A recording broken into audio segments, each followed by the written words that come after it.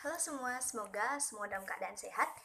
Nah, perkenalkan, saya Nemade Kartika Damayanti, juga anggota kelompok saya yang lain, yaitu Putu Fajar Arianti, Kade Aristiani, Kemang Windy Nandrinsari, dan Ibu Tusedana.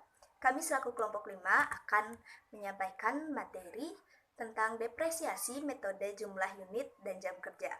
Nah, materi pertama akan saya bawakan tentang apa sih itu depresiasi. Mungkin dari kita sudah cukup familiar mendengar kata depresiasi itu di akun penjurnalan ataupun akun buku besar. Nah, sebenarnya apa sih depresiasi itu? Depresiasi adalah alokasi yang dibuat secara sistematis untuk mengecilkan atau mengurangi jumlah aset selama masa manfaat. Nah, secara umum, penerapan depresiasi ini sendiri terhadap keuangan perusahaan itu sangat mempengaruhi laporan keuangan, termasuk juga perubahan dalam pajak penghasilan perusahaan. Nah, untuk materi selanjutnya akan disampaikan oleh Fajar. Silahkan. Baik, di sini saya akan menjelaskan faktor-faktor yang mempengaruhi besarnya depresiasi. Terdapat 3 faktor yang harus dipertimbangkan dalam menentukan besarnya penyusutan terhadap suatu aktiva tetap, yaitu yang pertama, harga perolehan atau acquisition cost. Harga perolehan adalah seluruh biaya yang terjadi atau dikeluarkan untuk memperoleh aset tetap sehingga siap untuk digunakan dalam berbagai kegiatan normal perusahaan. Yang kedua, nilai sisa atau nilai residu. Nilai residu adalah jumlah atau nilai yang diperkirakan akan bisa diterima jika aktiva yang bersangkutan dijual atau ditukarkan pada saat aset tersebut sudah tidak bisa dipakai lagi secara otomatis. Yang ketiga, umur ekonomis.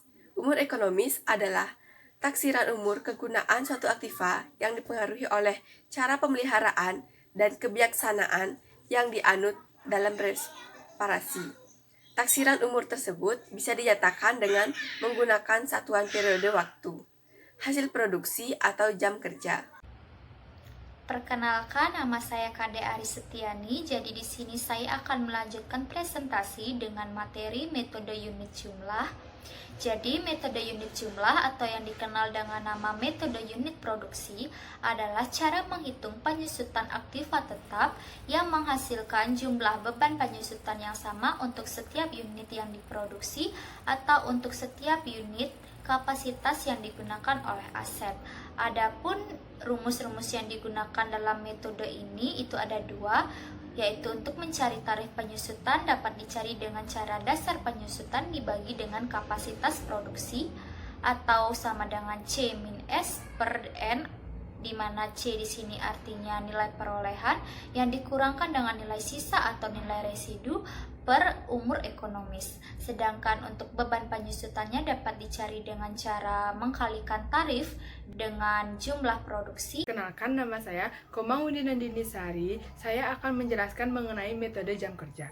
Penyusutan metode jam kerja adalah metode yang menghitung besarnya penyusutan berdasarkan perhitungan bahwa pembelian aset tetap ditunjukkan dari jumlah jam kerja atau jam jasa secara langsung.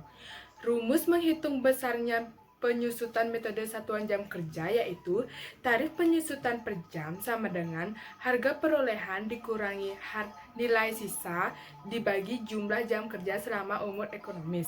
Sedangkan rumus untuk menghitung besarnya penyusutan per periode yaitu penyusutan sama dengan jumlah jam kerja periode dikali dengan tarif penyusutan per jam. Terima kasih. Baik, terima kasih atas waktu yang diberikan pada saya. Halo teman-teman semua, perkenalkan nama saya Ibu Tusedana. Di sini saya akan menjelaskan atau memberikan contoh soal depresiasi dengan penyelesaiannya menggunakan metode unit produksi dan juga metode jam kerja. Baik, yang pertama saya akan membacakan atau menjelaskan contoh soal yang penyelesaiannya menggunakan metode unit produksi. Adapun soalnya adalah sebagai berikut. Diketahui sebuah mesin diperoleh dengan harga 23 juta rupiah. Kemudian, dengan nilai residu ditaksir 3 juta rupiah. Taksiran produksi selama umur ekonomis sebesar 4 juta unit produksi. Kemudian, Selama tahun 2019, produksi yang dihasilkan adalah 600.000 unit. Dan pada tahun 2020, produksi yang dihasilkan adalah 800.000 unit. Pertanyaannya, hitunglah beban depresiasi pada tahun 2019 dan juga 2020. Baik, langsung saja kita ke penyelesaiannya. Di sini saya tidak akan lagi menjelaskan tentang rumus-rumus, karena rumus-rumusnya sudah dijelaskan oleh teman saya. Baik, sesuai dengan rumus yang dijelaskan oleh teman saya, maka penyelesaiannya adalah sebagai berikut. Yang pertama, mencari tarif penyusutan per unit atau setahun. Hitung-hitungannya adalah sebagai berikut. 23 juta rupiah dikurang 3 juta rupiah, kemudian dibagi 4 juta, maka akan menghasilkan 5 rupiah. Kemudian, dengan hasil 5 rupiah tersebut, maka akan bisa mencari beban depresiasi pada tahun 2019. Maka hitung-hitungannya adalah sebagai berikut. 600.000 dikali 5 rupiah, maka akan menghasilkan 3 juta. Sehingga 3 juta tersebut adalah beban depresiasi pada tahun 2019. Kemudian untuk mencari beban depresiasi pada tahun 2020, ini juga menggunakan cara yang sama. Hitung-hitungannya adalah sebagai berikut. 800.000 dikali 5 rupiah, maka akan menghasilkan 4 juta rupiah. Nah, beban depresiasi pada tahun 2020 adalah 4 juta rupiah. Baik, itu dia penyelesaian pada soal yang pertama. Baik, selanjutnya saya akan membacakan ataupun presentasikan contoh soal yang penyelesaiannya menggunakan metode jam kerja. Adapun contoh soalnya adalah sebagai berikut. Diketahui sebuah mesin diperoleh dengan harga 23 juta rupiah. Kemudian nilai sisanya ditaksir sebesar 3 juta rupiah.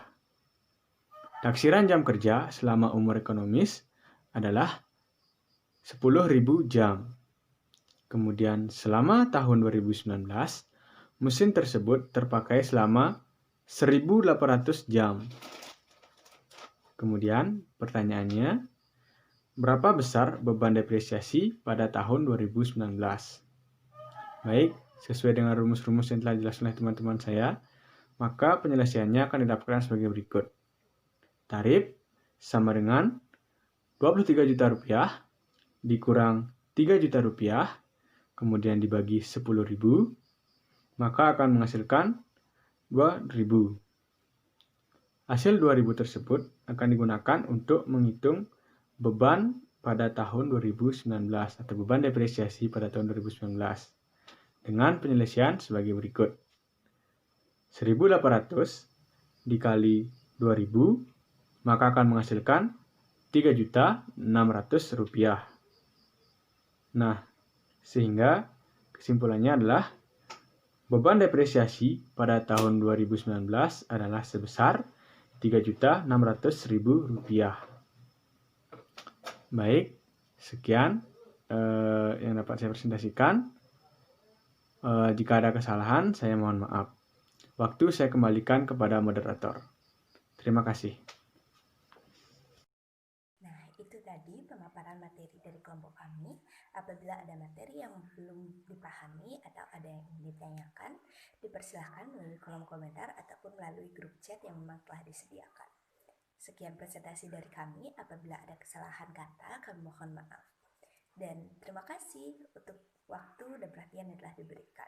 Sampai jumpa di lain kesempatan.